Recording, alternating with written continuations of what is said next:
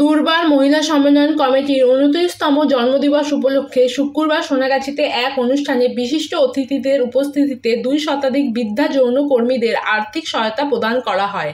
দুর্বার সচিব বিশাখা লস্কর জানান, রাজ্যের প্রায় 54টি পল্লীর 40,000 যৌনকর্মীর পাশে থেকে নিরলস কর্মসূচি চালিয়ে যাচ্ছেন।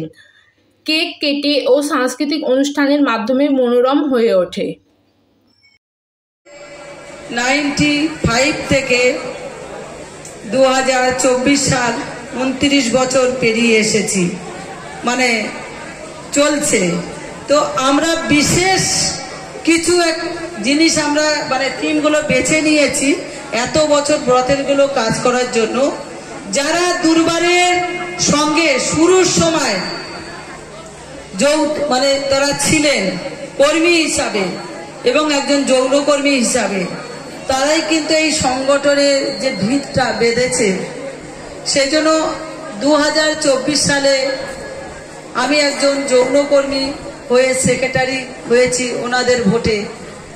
তো সেখানে দুর্বার থেকে তাদেরও কিছু পাওনা আছে। আমি সেক্রেটারি হওয়ার পর এটা আমার মনে হয়েছে যে তাদেরকে কিভাবে সম্মানিত করব। তো সারা জীবন তো করতে পারবো না, এক টাইমের জন্য তাদের 2000 টাকা ভাতা আমরা 250 জনকে দেওয়ার কর্মসূচি করেছি। 250 থেকে 300 জন, সেটা আমরা এককালীন দেব। এটা শুরু হয়েছে আজকের থেকে। আমরা দিদিদের হাতে তুলে দেব। আমাদের ধন্যবাদ জানানো হবে।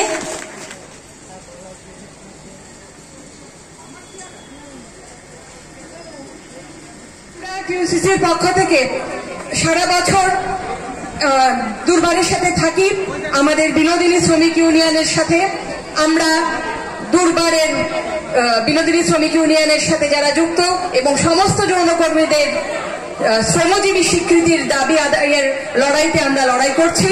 এবং আজকে এখানে যাদেরকে অনেক বহু পুরনো নেত্রীরা, এদের অনেক অবদান দুর্বারে আছে যা আমরা অস্বীকার করতে পারি না, যার জন্য এই সামান্য অতি সামান্য সাম্মানিক আমরা ওনাদের হাতে তুলে দিচ্ছি আমাদের অঞ্জন দা।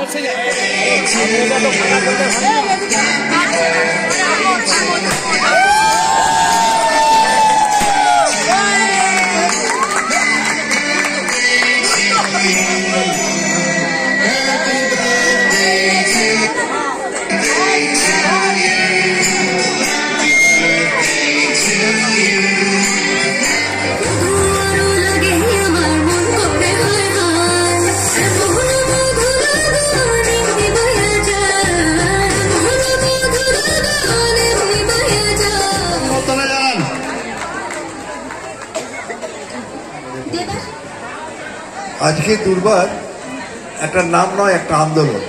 দুর্বার একটা আন্দোলন হিসেবে প্রতিষ্ঠিত এবং তার পেছনে জানা সাহেবের একটা বড় অবদান ছিল। তিনি যেভাবে এদের সংগঠিত করে একটা আন্দোলনের রূপ দিয়েছিলেন, তার জন্য তার সকলেই আমরা তার কাছে কৃতজ্ঞ। মানুষের, বিশেষ করে নারীর সম্মানাধিকার परिचय और चीनी की संधान पाने की निरंतर आंदोलन का झंडा।